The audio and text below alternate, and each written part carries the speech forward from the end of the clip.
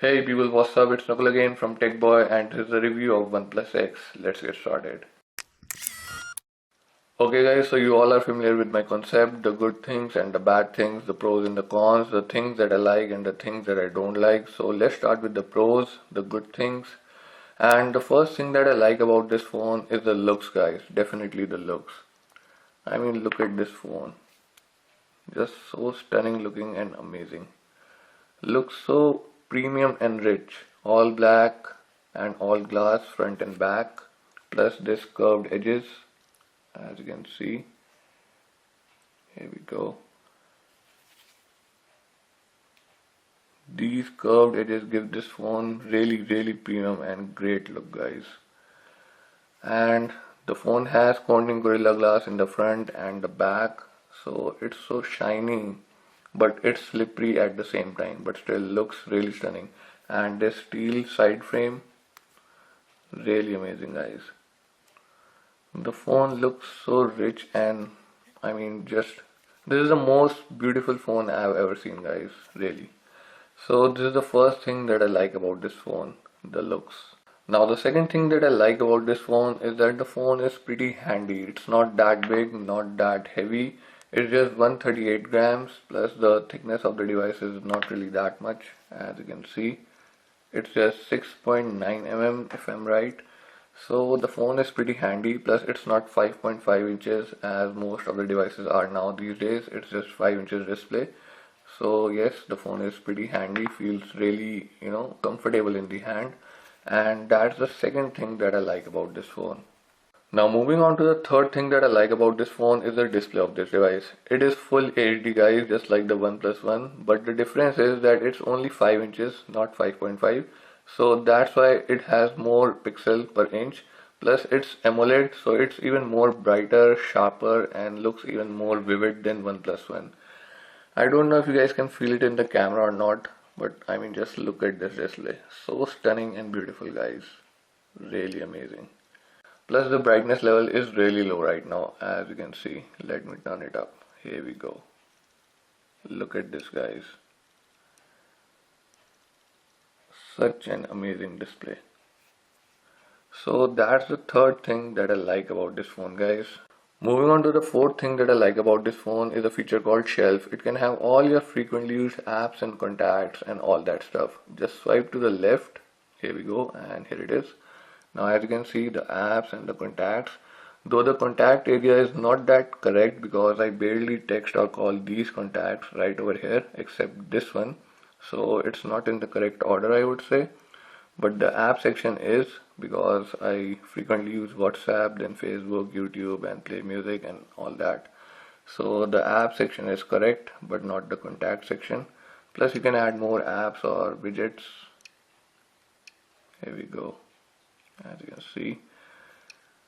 Anyways, I still feel that it's a pretty useful feature. You can turn it off by going in settings over here.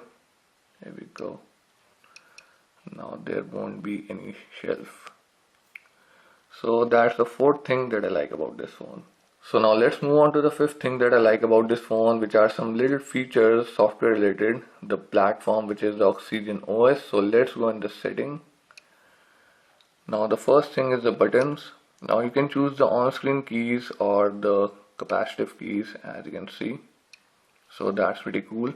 Plus you can swap the back and the recent menu button. Here we go. And you can also select always enable the home button, means the capacitive home button will always be enabled, or you can disable it. Plus what it should do when you long press it or double tap on it. So it's the same feature just like the cyanogen mod in the OnePlus One, but are in this phone as well. And then we have the gestures, double tap to wake, open camera, toggle flashlight and music control. Again, just like the cyanogen mod. Let's go back, and then you have the customization. The dark mode is on. You also have the light mode. Now everything will be white. I personally like the dark mode better. So here we go. Plus you have the accent color. As you can see, these keys plus the text over here. Here we go. So let's do on the default. And then you have the LED notification color. Here we go. Now that's pretty cool, but I certainly miss the customization of Cyanogen mod, in which you could choose any color, not just these 8 colors. You could choose any color. Plus you could also configure the blinking rate of the LED according to each individual notification, which is not there in this Oxygen OS. So that's what I miss, but still you have the option to choose out of these colors. Anyway, so let's go back. So these are the main little features that I wanted to show you, nothing more. So that's the 5th thing that I like about this phone, guys. Now let me show you the 6th thing that I like, which is not related to this handset, but it's an accessory, which is this back cover which we get inside the box. Now I think it's a really nice gesture that we are getting this back cover inside the box, because usually we don't really get any. So I really like it, and that's the 6th thing that I like, and also the last thing, guys. So those were the pros, guys, the good things of this phone. Now let's move on to the camera before I move on to the cons part. So let's go in the camera. Now as usual, I won't be showing you the camera interface, guys, because that would take even more time. But if you want to see that, then click right over here. This is the unboxing video of this phone in which I showed the whole camera interface. So if you want to see that, click right over here. Okay, so the first thing that I want to tell you about this camera is that we don't really get much customization option in this camera interface. It's pretty simple. As you can see in the photo mode, we only get beauty, HDR and clear image. If we go over here in settings, we get photo resolution, save location, shutter sound, grid, and about that's it. Even in video mode, which is right over here,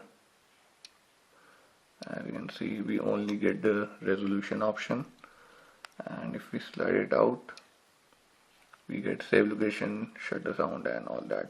So nothing much, guys. And the second thing that I want to tell you about this camera is that when you tap on the screen to focus, you also get this exposure or brightness slider, you can say. Here we go. Now this comes in handy when you're in a really bright or a really dark place and the camera is not automatically adjusting the exposure or brightness, so you can always do this. So that's a pretty cool thing. So let me tell you about the picture quality, guys, which is pretty good and decent no matter it's outdoors or indoors. I didn't see any snow or noise. The pics are pretty clear, and the focus and everything is pretty good as well. Though there is one thing, that the pics are missing that vividness, those contrast and sharpness level. The pics are really clear. Even when you zoom in, you don't see any pixelization or any snow or anything like that. The pics are really clear, but they are missing that vividness. They don't seem as attractive or eye-catching as they should be. I don't know if it's just me or it's really this matter, but that's what I felt. But anyways, here are the picture samples.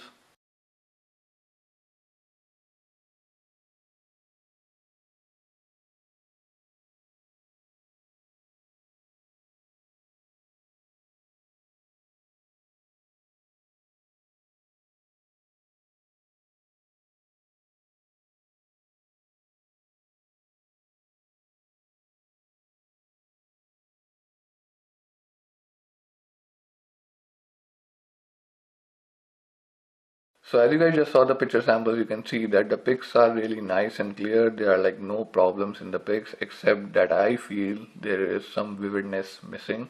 And you can also see when I zoom it in, there is no gray lines or any snow. You can easily read the number of this car, as you can see. And there is no such pixelization, because as you can see, this car is pretty far over there. Look at this, guys. And it's just, 2 homes away, and even when I zoom it in, you can clearly read the number. So yes, indeed the camera is really great, guys. There's no pixelization, no snow, so I really like the camera. So that was about the picture quality, guys. Now let me tell you about the video recording quality as well. It's really good if it's outdoors or in a place where there is lots of light. But when it comes to low lighting area, the video tends to lag. Let me show you an example. So here we go. Now as you can see how it's jittering and stuttering, and the same place with the same light in my OnePlus One. no stuttering, no jittering. Now both the cameras are 13 megapixel guys. It's just OnePlus has slightly better processor, but 2.3 quad core is no less, I would say. So the camera and the hardware is really capable of doing a better video recording quality. I don't know if it's about the software or what, but as you could see, it's lagging clearly. Let me show you once again. Open with just once. There we go. You can clearly see how it's jittering. So that's about the video recording quality. Plus there is one more thing I want to tell you about the video recording quality, that you can't record 4K videos in this phone. As I said, the hardware is pretty capable of recording 4K videos, but it's just not there in the software, so I don't really like that. Plus there is one more thing, if you start recording, you can focus while tapping on the screen. You can take pics simultaneously. You also have flash toggle, but you don't have pause button. So there's again one more thing that I don't like. Apart from that, the camera is pretty good, but these little things I just wanted to show you guys.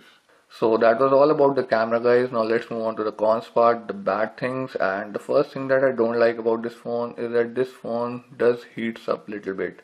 Even now when the camera was on for quite a long time, the phone is pretty warm. And while playing heavy games or using the phone directly in the sunlight with the camera on, or you're recording a video or watching a video on YouTube, the phone gets pretty warm. Not really that much. I mean, it does increase the temperature as the minutes pass by. So that's the first thing that I don't like about this phone. The second thing that I don't like about this phone is that although the interface is really smooth, but it does stutters and little bit micro lag, I should say. It does stutters and jitters a little bit, and it did hang on me once, just for a few seconds I should say, but it did hang.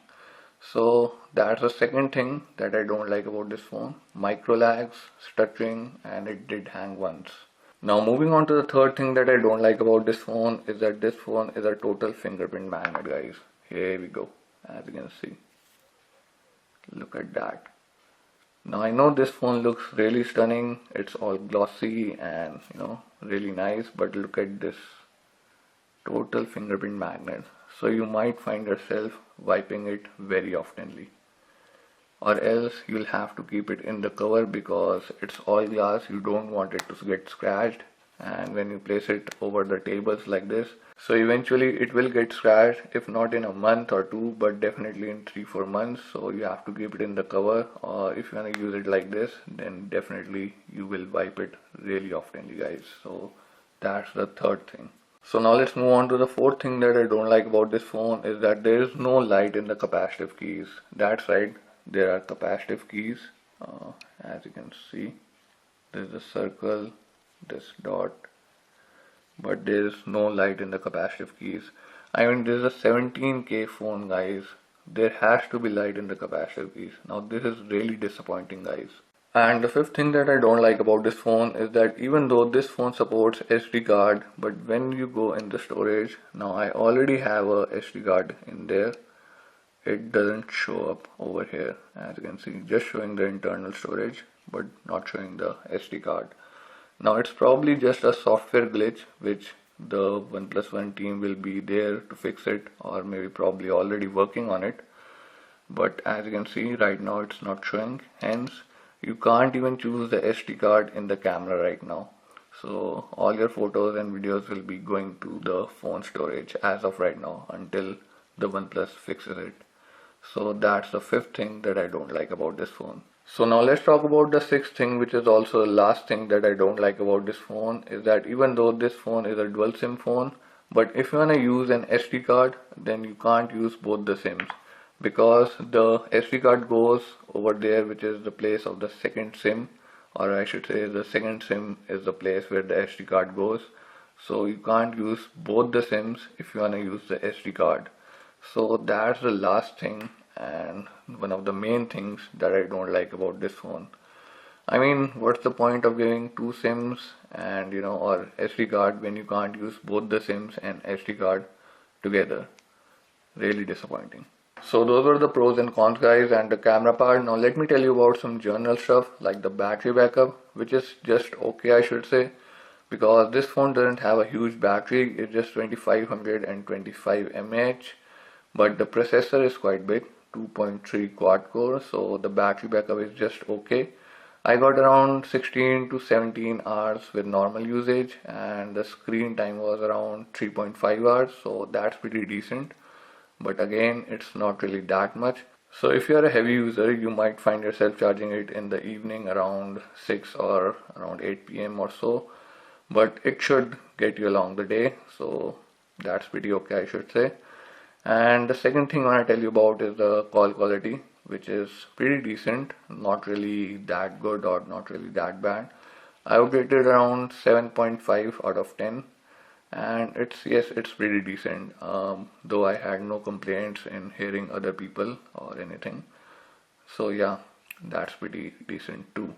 And lastly, I want to tell you about the audio quality. Well, this phone has single loudspeaker, which is the left one, and it's decently loud and it's clear as well. Obviously not as loud as the OnePlus One, but yes, as a single loudspeaker, it's decent loud and really nice quality. So I had no complaints with the loudspeaker as it's a single loudspeaker. Plus the audio quality in the headphones is good as well. This phone used to have an equalizer, but recently the Google Music app just got updated and now there's no option of equalizer. I'll just show you. If we go in the settings, as you can see, now the same thing happened with the OnePlus One, but as OnePlus One has separate audio effects app in the main menu, so I can go there and do the equalizing thing. But as this phone doesn't have any of that equalizing apps, audio effects or anything, so now this phone is left with no equalizer. But again, the audio quality in the headphones is pretty good. The bass and everything is decent enough. The volume is pretty good as well. So again, no complaints with the audio quality, if it's loudspeaker or in headphones. So yeah, that's pretty much it for right now, guys. This was the review video of the OnePlus X. Again, if you have any question, comment section, put it in the comments down below. And you can also catch me on my Facebook page. The links are in the description. If you like this content, give it a thumbs up, share with your friends, like, subscribe, and I will see you next time, guys.